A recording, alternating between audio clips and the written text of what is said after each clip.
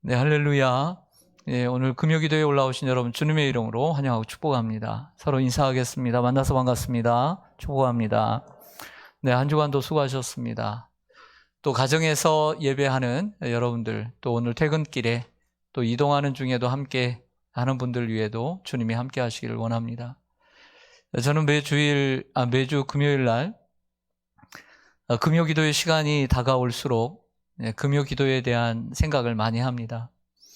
일주일 동안도 일과들이 많기 때문에 또 준비할 설교들도 많고 또 뭐 해치워야 될 행정들도 많고 그렇기 때문에 될 수 있으면 금요기도에는 금요일 날 생각을 하려고 합니다. 금요기도의 시간이 다가올수록 제가 설교를 맡지 않든 또 기도를 인도를 하니까 항상 하나님 앞에 그리고 자신에게 묻는 질문이 있습니다.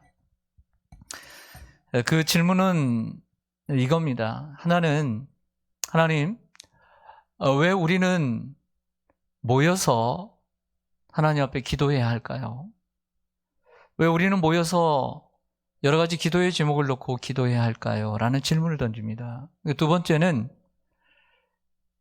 새벽에도 늘 기도하고 또 오늘 저녁도 기도하지만 제 기도가 습관이 되지 않도록 하나님 어떻게 내가 기도해야 할까요? 질문을 항상 던집니다.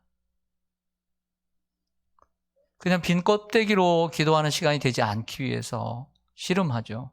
세 번째는 하나님 오늘은 어떤 기도를 해야 할까요? 우리에게는 타이밍이라는 게 참 중요한데 어떤 기도를 해야 할까요? 라는 질문을 거의 매주 던집니다.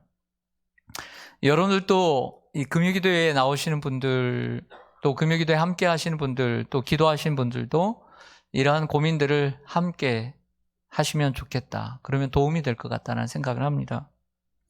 너무 바쁘시면 하지 마시고요. 네, 나오시는 것만 해도 또 감사하고. 자, 오늘 선택한 본문은 로마서 15장 30절에서 33절입니다.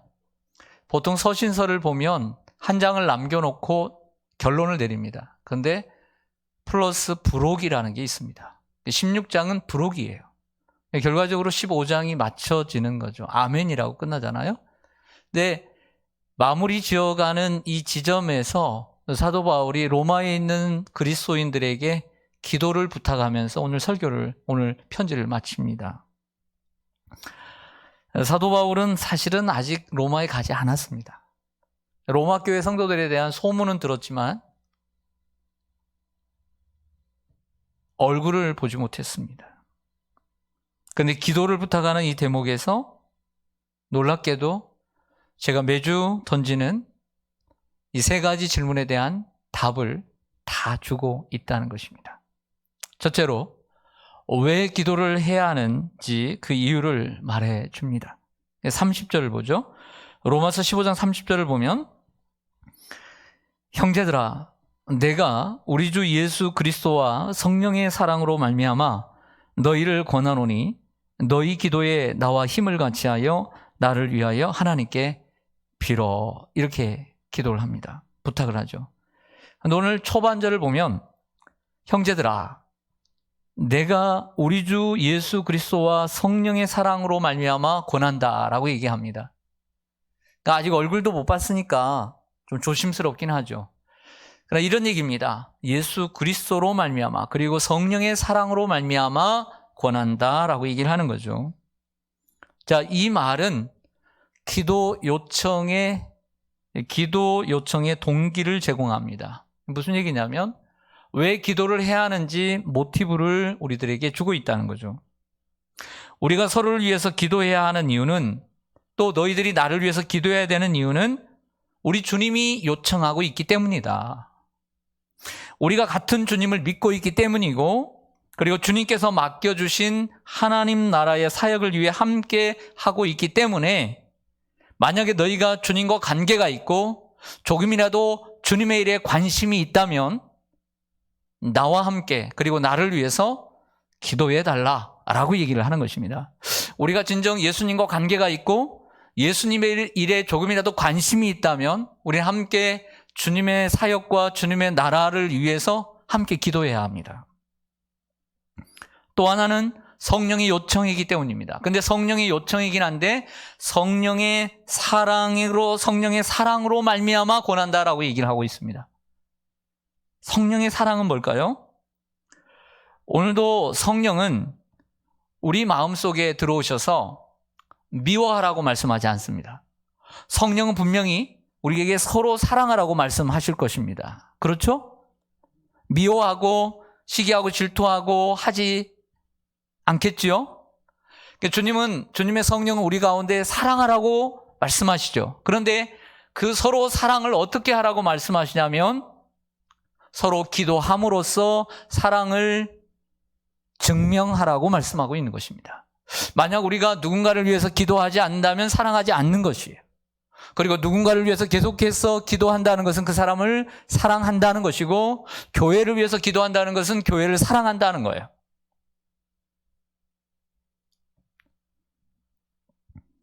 서로 주고받는 기도야말로 서로 사랑에 대한 최고의 증거가 되는 것입니다.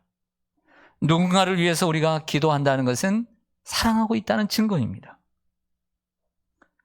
주님을 믿는 사람이라면 언제나 주님은 이제 주님을 처음 믿는 사람이라도, 초신자라 할지라도, 아직 세례를 받지 못한 사람이라 할지라도 언제나 주님은 주님을 믿는 사람들을 기도의 자리로 부르시는 줄로 믿습니다. 내가 처음 주님을 믿을 때요, 뭔 모르지만, 기도도 잘할 줄 모르지만 내 집은 만민이 기도하는 집이라고 했는데 언제나 주님은 저를 기도의 자리로 부르셨습니다. 정말 우리가 하나님의 사람이고 주님의 사람이라고 성령의 사람이라고 한다면 주님은 우리를 기도의 자리로 부르실 것입니다.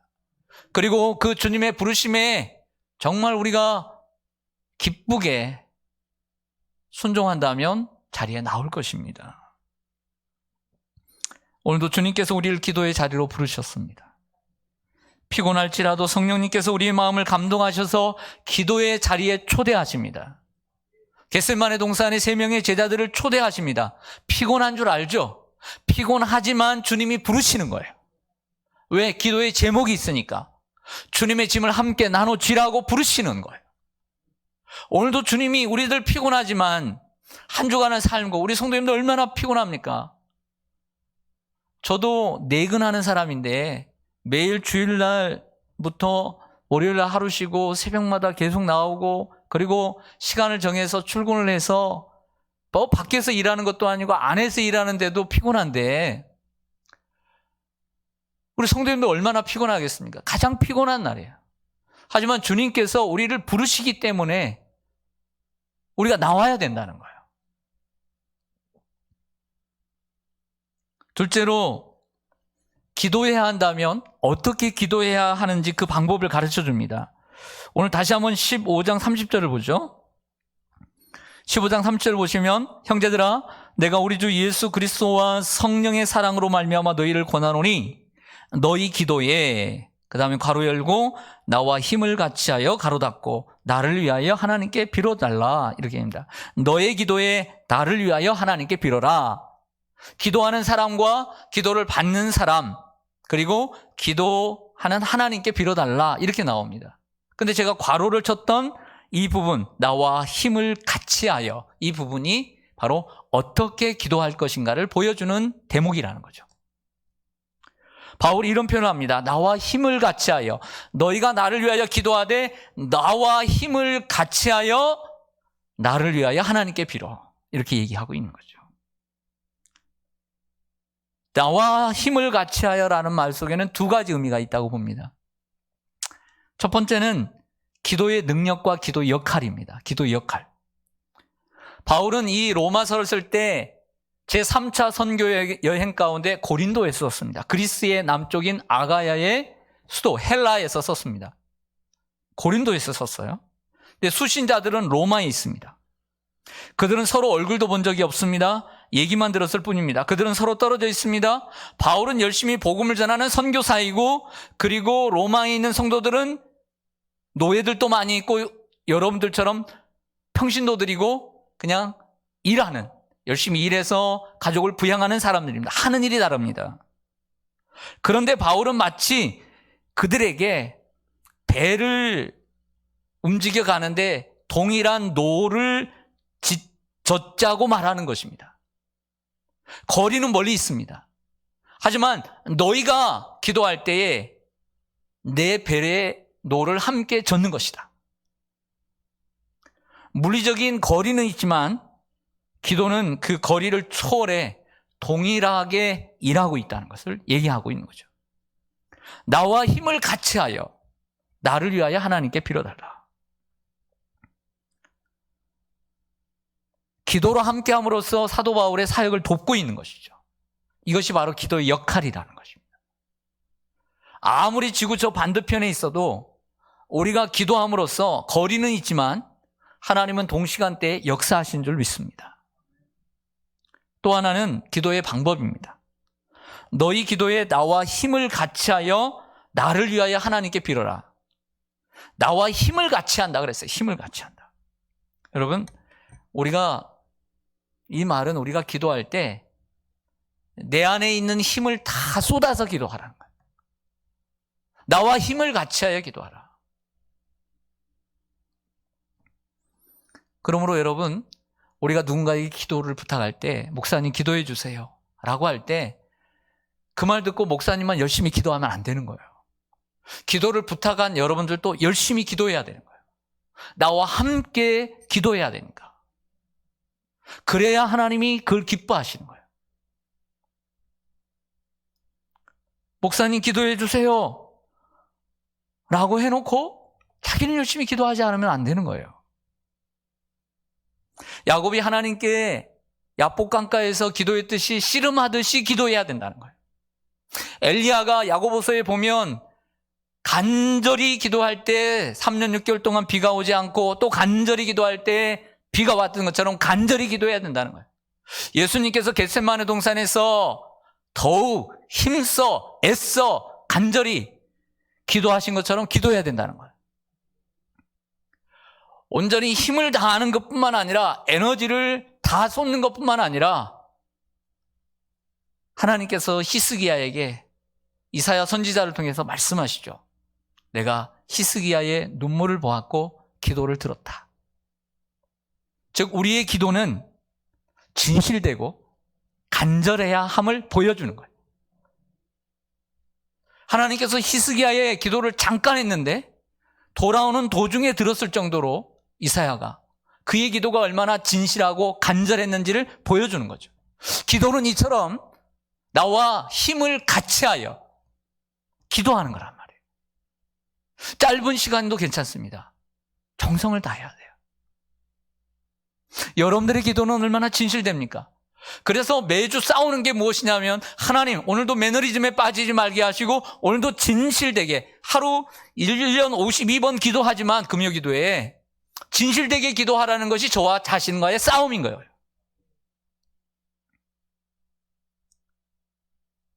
마당만 밟고 가지 않기 위해서.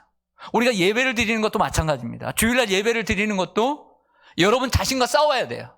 뭘 싸워야 되느냐? 졸지 않고 가게 해주세요. 오늘 주님 만나고 가게 해주세요. 은혜 받고 가게 해주세요. 하나님의 뜻을 알게 해주세요. 자신과 싸우는 사람은 분명히 은혜 받고 가는 거예요. 우리는 그런 싸움을 해야 돼요. 우리가 서로를 위해서 기도할 때 진실되게 기도하고 또 간절하게 기도하고 힘을 다해서 기도해야 합니다. 마치 나의 일을 또 내 자식의 일을 위해서 기도하듯 남의 일도 그렇게 함께 기도할 때 힘을 같이 하는 기도가 되는 줄로 믿습니다. 셋째로 하나님께 구할 기도의 제목이 무엇인지를 가르쳐 줍니다. 오늘 뭘 기도할까? 왜냐하면 저는 기도의 제목을 여러분들에게 던지는 사람이니까. 동일한 기도의 제목도 있지만 그도 조금씩 다른 기도의 제목을 던지니까. 그래서 늘 생각하는 거죠. 사도 바울이 요청한 기도의 제목은 3가지입니다. 마지막 설교를 그 편지를 마치면서 근데 이 3가지라는 말은 무슨 얘기냐면 구체적이었다라고 말할 수가 있어요. 구체적이었다. 여러분 우리가 자신을 위해서 기도하듯 여러분 자신을 위해서 기도 하든 아니면 남을 위해서 기도하든 구체적인 게 좋아요. 구체적인 게 좋아요. 31절 상반절을 좀 보실까요? 31절 상반절을 보면 나로 유대에서 순종하지 아니하는 자들로부터 건짐을 받게 하고, 이 기도의 제목입니다. 유대에서 순종하지 아니하는 자들, 유대인들이죠. 그 유대에서 순종하지 아니하는 자들로부터 건짐을 받게 하라. 얼마나 지금 어려움 가운데 있다는 것을 보여주는 것입니다. 여러분, 여러 가지 어려움도 있지만 사람에게 위협을 당하고 사람 때문에 아파하고 하는 것이 얼마나 힘든 일입니까? 오늘 유대에 순종하지 아니하는 자들의 손에서 나를 건져달라고 하나님께 기도해달라고 부탁을 하고 있는 거죠. 당시 믿지 않는 유대인들은 바울을 이단으로 생각했습니다. 그 이유는 바울이 메시아라고 생각한 예수 그리스도를 유대인들은 메시아라고 믿지 않았기 때문에 당연히 이단으로 생각할 수밖에 없는 거죠. 그래서 그들은 세상 땅끝까지 따라다니면서 사도 바울을 핍박하고 괴롭혔습니다. 우리는 하나님의 사역을 하는 사역자들을 위해서 기도로 도울 수 있는 줄로 믿습니다. 그 기도는 그들과 동일한 사역이 됩니다. 우리는 선교사를 위해서 기도할 수 있습니다. 또한 그 기도는 동일한 선교사의 사역이 됩니다. 또한 그들이 처한 위험을 놓고 기도할 수 있습니다. 여러분들은 홈페이지에 있는 선교사님들의 매주 저에게 날라오는 그것을 우리 부목사님, 행정 부목사님에게 부탁을 해서 홈페이지에 올립니다. 여러분들은 그 홈페이지에 있는 선교사님들의 그 기도를 어떻게 읽는지 궁금합니다. 그분들이 한 달에 한 번, 두 달에 한 번 편지를 쓸 때는 정말 심사숙고해서 준비해서 쓰고 만드는데 우리는 그걸 얼마나 소중하게 생각하고 내용을 읽고 필요한 기도의 제목이 무엇인지를 찾는지 궁금합니다. 또한 우리는 성도들이 어려움을 놓고 기도할 수 있습니다. 아픈 성도님들을 위해서 기도할 수 있고 물질의 어려움을 당하는 성도님들을 위해서 기도할 수 있고 삶의 위기에 봉착해 있는 성도들을 위해서 기도할 수 있습니다. 아무리 멀리 떨어져 있는 성도라도 우리는 그들을 위해서 기도할 수 있는 줄로 믿습니다. 결국 첫 번째 기도의 제목, 위험에서 건져달라고 기도하는 거죠. 두 번째는요, 31절 하반절을 좀 보실까요? 또라는 단어부터 제가 읽겠습니다. 또, 두 번째 기도의 제목이죠. 예루살렘에 대하여 내가 섬기는 일을 성도들이 받을 만하게 하고 라고 했습니다. 예루살렘에 있는 성도들이 뭘 받아야 될까? 사실은 앞뒤 전후 문맥에 다 설명이 되어 있는 부분입니다. 바울은 그가 섬겨야 할 사역에 대해서 기도를 부탁하고 있는 것이죠. 보통 그 사도 바울이 서신서 뒤쪽에 보면 내가 하나님의 말씀을 받아 복음을 담대하게 전할 수 있도록 기도해 달라는 기도의 부탁은 자주 하지 않습니까? 이것도 같이 한 영역이라고 할 수 있습니다. 사도 바울이 로마서를 쓰고 있던 때는 제3차 선교여행 당시입니다.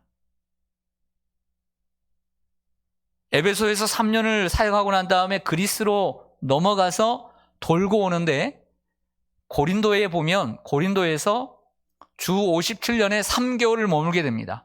사도행전 20장 3절을 보면 그곳에 누구 집에서 머물렀냐면 가이오의 집에서 머물렀습니다. 그곳에서 로마서를 썼습니다.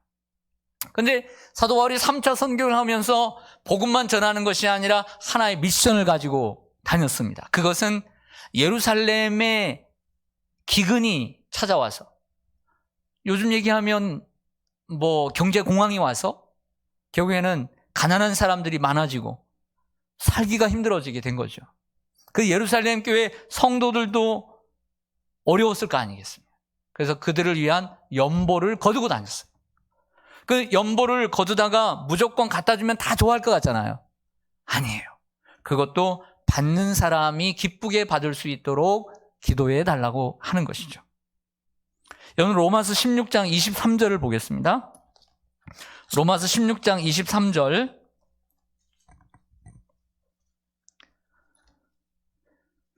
나와 온 교회를 돌보아주는 누구에게도 가이오도 너희에게 문안하고 이 성의 재무관 에라스도와 형제 구아도도 너희에게 문안하느니라. 이 성이 어딜까? 안 나와 있죠. 여러분들 1장 14절로 보겠습니다. 1장 14절. 바로 그 옆에 고린도전서 1장 14절. 아니, 고린도전서예요. 고린도전서 1장 14절. 나는 그리스도와 가이오 외에는 너희 중 아무에게도 내가 세례를 베풀지 아니하는 것을 감사한다라고 얘기를 합니다. 무슨 얘기냐면 가이오가 오늘 가이오를 얘기하잖아요. 그럼 가이오는 고린도 사람이라는 얘기예요. 근데 로마서 16장에서는 지금 나의 보호자가 되어준 이 가이오에게 문안한다 이렇게 얘기를 하고 있는 거죠. 소개를 해주고 있는 겁니다. 바울은 보통 서신에서 복음을 열심히 전할 수 있도록 성도들이 기도를 부탁하는데 오늘은 바울의 섬김이 헛되지 않고 예루살렘 성도들에게 잘 받아들여지도록 기도를 부탁하는 거죠. 자, 로마서 15장 25절을 좀 보겠습니다. 로마서 15장 25절. 사실은 그 앞에 편지를 마무리하면서 로마의 방문 계획을 이야기하면서 얘기했습니다. 25절 보면 그러나 이제는 내가 성도를 섬기는 일로 예루살렘에 간다라고 얘기하죠. 거의 다 마치고 예루살렘에 가는 도중에 고린도에서 편지를 쓰는 겁니다. 26절에 이는 마게도냐와 아가야 사람들이 즉 그리스 북쪽이 마게도냐고 남쪽이 아가야입니다. 이 사람들이 예루살렘 성도 중 가난한 자들을 위하여 기쁘게 얼마를 연보하였습니다. 너희가 기뻐서 하였거니와 또한 저희는 그들에게 빚진 자니 만일 이방인들이 그들의 영적인 것을 나눠 가졌으면 육적인 것으로 그들을 섬기는 것이 마땅하니라. 예. 설명을 다 했습니다. 그러니까 모교회, 최초의 교회인 어머니 교회인 예루살렘 교회에서 복음이 시작되지 않았습니까? 교회가 시작됐잖아요. 그래서 그것을 받았다는 거예요. 영적인 유익을 받은 우리가 어떻게 해서 육적인 것을 나눠주지 않겠느냐라고 얘기를 하고 있는 거죠. 영적인 것을 나눠 가졌으면 육적인 것으로 그들을 섬기는 것이 마땅하다. 근데 연보를 모아서 모으는 것도 중요하지만 연보를 전달하는 것도 중요하다라고 사도 바울이 생각했던 것 같아요. 혹이라도 사도 바울이 그 연보를 모아서 그들에게 각각 전달을 할 때 혹이라도 뭔가 사도 바울이 꺼림칙하고 걱정되는 부분이 있었다는 거죠. 정확한 이유는 알 수 없지만 그 예루살렘 성도들이 이방인의 사도인 사도 바울에 대하여 반감을 갖고 있을 수 있었다는 거죠. 그건 사도 바울이 어떻게 보면 걱정했던 부분이라는 것입니다. 그러니까 구체적이잖아요. 네. 세 번째로요. 세 번째 마지막 기도의 지금 32절 보겠습니다. 32절에 보면 나로 하나님의 뜻을 따라 기쁨으로 너희에게 나아가 너희와 함께 편히 쉬게 하라. 이게 기도의 제목입니다. 무슨 얘기냐면 그들에게 가야 할 여정에 대해서 기도를 부탁합니다. 순례를 다 마치고 선교행을 마치고 우리에게까지 오기를 기도해 달라. 로마에게까지 오도록 기도해 달라는 부탁을 하는 거죠. 자, 28절로 다시 가보죠. 로마서 15장 28절에 오면 그러므로 내가 이 일을 마치고 즉 예루살렘에 가서 이 연보를 섬기는 디아코니아를 마치고 이 열매를 그들에게 확증한 후에 너희에게 들렀다가 즉 로마에 들렀다가 서바나로 가리라. 그러니까 지중해를 건너서 이제 그리스로 해서 예루살렘에서 지중해를 지나 그리스로 지나서 그리고 더 가면 로마로 가게 되는 거죠. 이 부츠처럼 생기는 로마로 갔다가 서바나 그 서쪽인 당시의 끝이라고 생각했던 내가 스페인까지 갈 계획을 다 바울은 얘기를 했어요. 우리만 얘기를 하면 너는 참 계획이 있구나. 그래서 바울도 다 계획이 있었던 거죠. 오늘 이 이야기를 하고 있는 것입니다. 내가 계획한 대로 갔으면 좋겠지만 이렇게 기도합니다. 하나님의 뜻을 따라 기쁨으로 너희에게 가도록 기도해달라. 우리가 기도를 하지만 내 뜻대로 다 안 될 수 있어요. 조금 꼬일 수도 있습니다. 돌아갈 수도 있습니다. 사실은 사도 바울의 계획대로 되지 않았습니다. 예루살렘에 돌아갔습니다. 돌아가서 연보를 나눠줬겠죠. 그러나 소동이 일어났습니다. 사도 바울을 잡겠다는 유대인들이 거기서 자기의 본토, 홈그라운드에서 발악을 한 겁니다. 그래서 바울을 잡습니다. 로마의 군대 천부장이 그를 보호해 주죠. 죄인이 되어버렸습니다. 근데 이 예루살렘에 있는 사도 바울을 죽이려고 하는 거예요. 사도 바울을. 그래서 몰래 그 근처에 있는 로마의 군인들이 주둔하고 있는 가이사랴, 그 해안에 그 도시까지 몰래 밤중에 그쪽으로 가이사랴로 옮기게 됩니다. 그리고 결국 가이사랴에 2년 동안이나 감옥살이를 해요. 죄인의 신분으로. 그때의 나중에서 뭐라고 얘기하냐면 나는 로마의 시민권을 가지고 있는 시민권자다. 이렇게 얘기해요.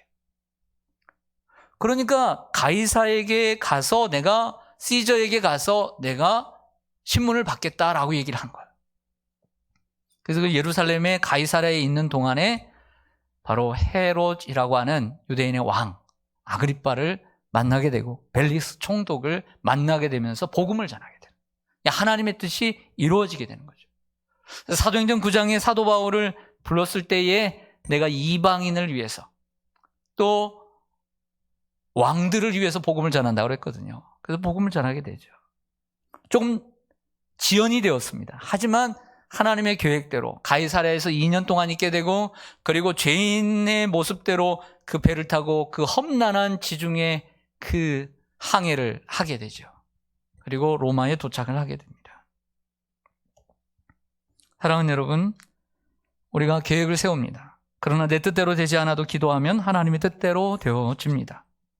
하나님의 뜻을 따라 기쁨으로 너희에게 나아가도록 기도해달라고 했던 것이죠. 성도 여러분, 사도 바울은 우리에게 우리의 고민을 해결해 줍니다. 하나님, 내가 오늘 새벽에 그리고 오늘 금요 기도에 왜 이렇게 모여서 나를 위해서, 교회를 위해, 민족을 위해, 또 선교사님들을 위해, 성도들을 위해 왜 기도를 해야 합니까? 두 번째, 어떻게 기도해야만 합니까? 를 우리에게 가르쳐줘요. 안일하게 매너리즘에 빠져서 기도하지 않도록. 세 번째, 무엇을 위해 기도해야 합니까? 우리의 고민을 잘 해결해 주고 있다는 것입니다. 기도는 주님의 요청이고 성령의 사랑의 요청입니다. 또한 기도는 간절한 마음으로 힘을 다하여 진실되게 해야 합니다.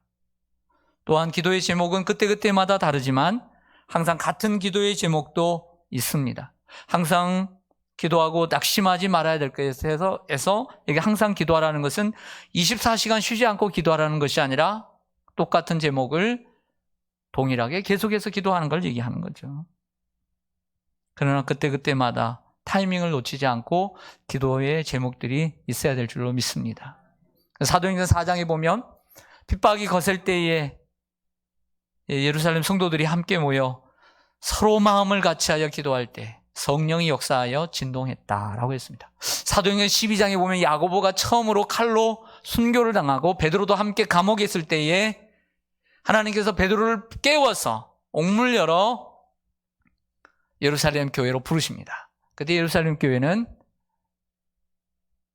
같이 모여 기도하고 있었다라고 얘기를 합니다. 오늘도 우리가 우리의 기도에 주님의 요청과 성령의 요청을 받아 오늘 피곤하지만 주님 전에 올라온 여러분, 오늘 여러분들의 기도를 통하여 주님께서 어떠한 일을 행하실지 누가 알겠습니까? 로마의 그리스도인들은 바울의 편지 그리고 오늘 15장을 읽고 그리고 그 분명하게 기억하는 사람들은 오늘 바울의 기도의 이 제목을 놓고 저는 기도했으리라고 저는 확신합니다. 그리고 그 기도대로 주님은 하나님의 뜻을 따라 기쁘게 응답해 주셨습니다. 이것이 바로 우리가 기도해야 되는 이유와 목적입니다. 기도는 반드시 이루어집니다. 그러므로 우리는 서로를 위해 반드시 기도해야 합니다. 네, 기도하겠습니다.